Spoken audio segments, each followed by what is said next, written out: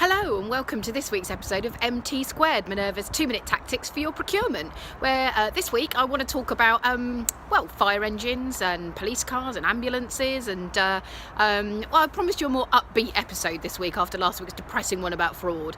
The reason I wanted to talk about it is because recently several different forces and different areas have got together and are actually procuring their vehicles together.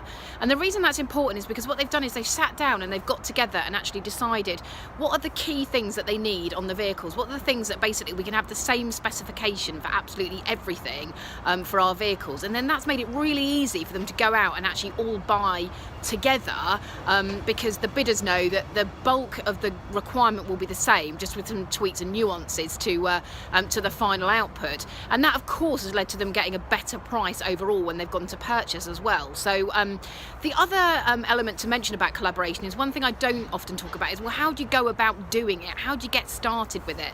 And I think the key for that is that somebody, probably you in fact, is going to have to stick their head above the parapet and be the person to volunteer to be the coordinator.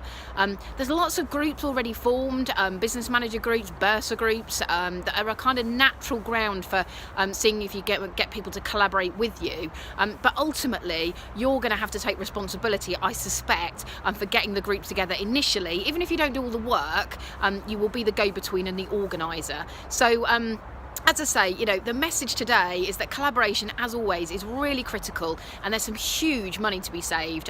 In this particular instance, the forces have saved tens of millions of pounds on their purchasing by working together. So whilst I'm not suggesting that you'll necessarily save tens of millions of pounds, in percentage terms there probably will be some decent savings for you to have if you work together. So come on, be brave today and go out and make sure that you find your group and collaborate and work together and get those savings working for you. So until next time, soldier on.